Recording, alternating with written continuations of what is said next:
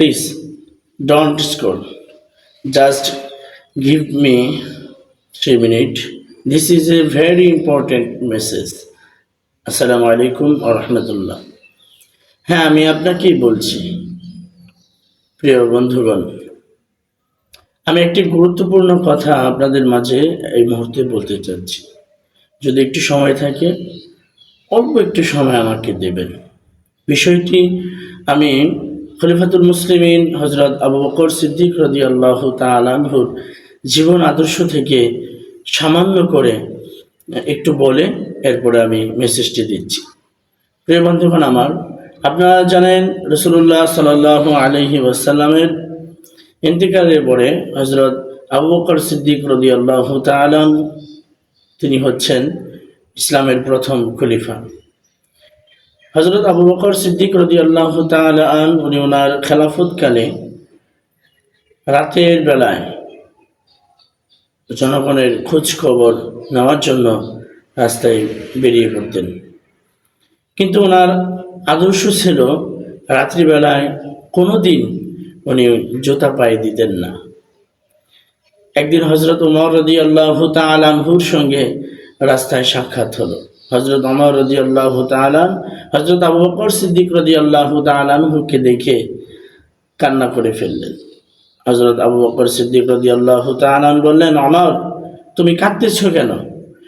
বলে, খলিফাতুল মুসলিমিন হযরত আবু বকর, আমি আপনাকে দেখে কাঁদতেছি। আপনি যদি আমাকে অনুমতি দিতেন তাহলে আমি আপনার জন্য একজোড়া জুতা বানিয়ে দিতাম। আমি দেখতে পাচ্ছি এই আরবের ছোট ছোট পাথরের কণাগুলো আপনার পায়ে বিঁধে যাচ্ছে। আপনি নিশ্চয়ই ব্যথা অনুভব করছেন। আপনি জুতা পায়ে দিচ্ছেন না। আপনি যদি আমাকে অনুমতি দিতেন একজোড়া জুতা আমি আপনার জন্য বানিয়ে দিতাম। হযরত আবু বকর সিদ্দিক রাদিয়াল্লাহু তাআলা কেঁদে ফেললেন আর বললেন, ওমর, তুমি কি মনে করেছো আমার জুতা নেই? আমার জুতা আছে তো, তবে সেটা আমি রাত্রিতে নয় দিনের বেলায় ব্যবহার করি। কেন রাত্রিতে আপনি জুতা ব্যবহার করেন না? বলে, হযরত ওমর, আমার বড় ভয় হয় সেই হাসরের ময়দানের কথা। রাসূলুল্লাহ সাল্লাল্লাহু আলাইহি ওয়াসাল্লাম বলছেন, আয-যুলমু যুলমাতু ইয়াউমাল কিয়ামাহ।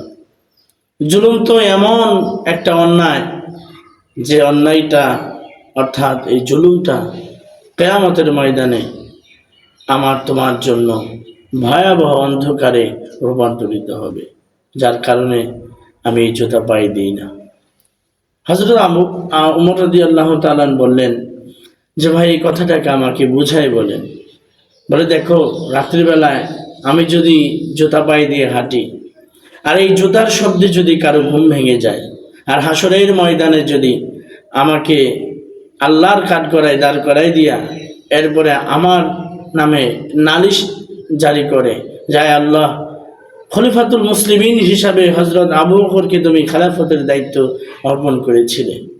আয় আল্লাহ, এই আবু বকর এর জুতার পায়ের আওয়াজে আমার ঘুম ভেঙে গিয়েছিল, আমি ঘুমাতে পারিনি।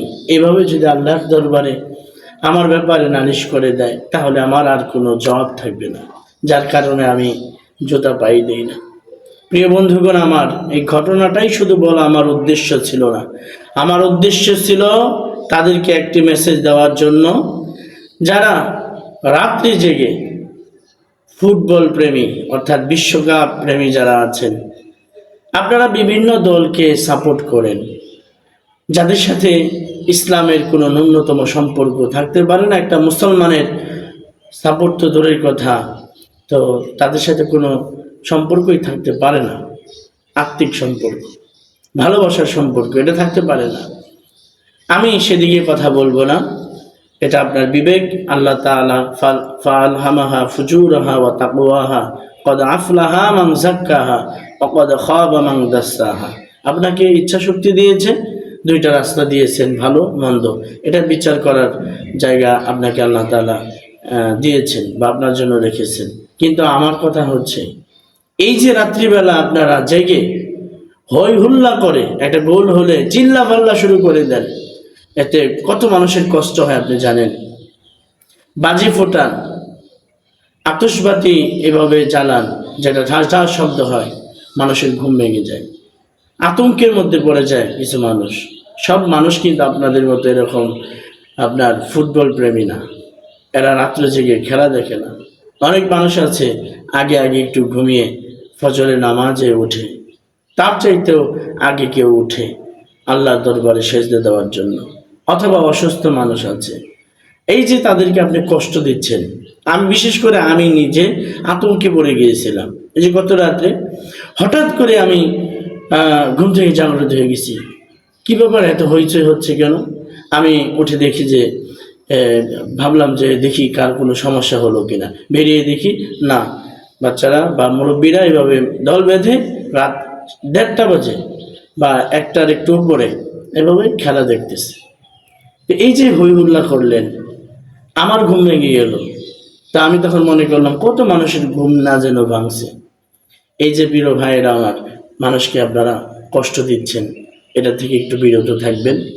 আমি আপনাদেরকে রিকোয়েস্ট করতেছি, I believe you will respect my request.